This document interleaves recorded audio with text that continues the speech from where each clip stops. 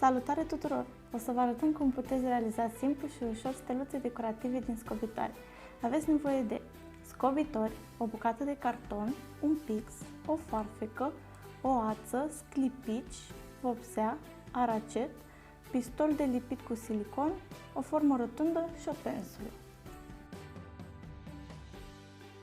Pentru început vom desena cu ajutorul formei rotunde cerculețe pe bucata de carton.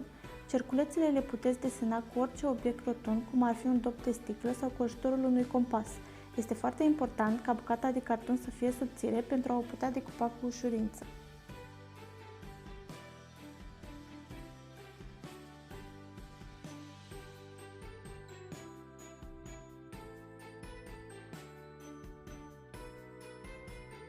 Pe cerculețele obținute vom lipi scobitori în funcție de modelul ales, folosind silicon. Puteți folosi de asemenea și aracet în loc de silicon, dar va dura mai mult până se va usca.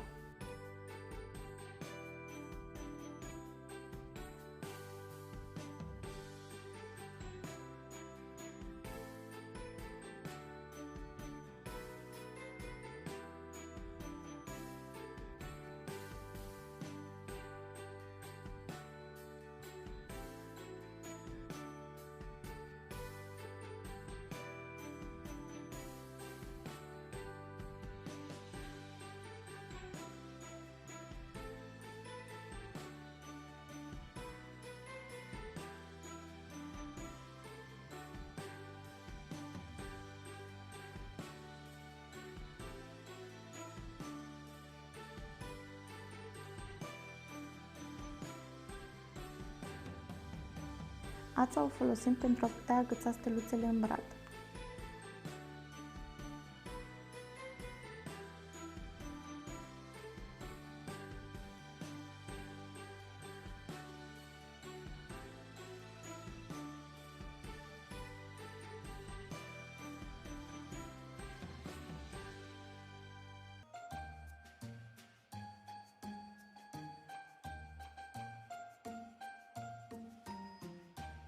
Urmează să vopsim steluțele pe ambele părți în funcție de culorile dorite.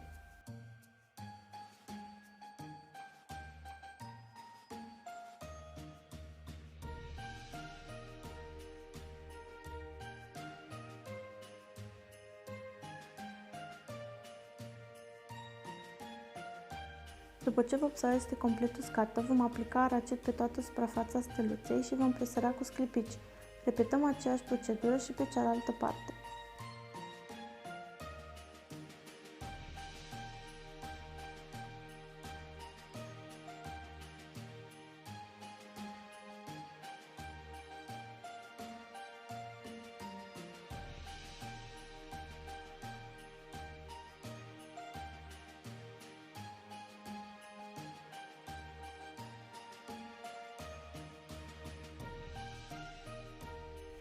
Dacă v-a plăcut, nu uitați să dați like și să vă abonați pentru mai multe noutăți.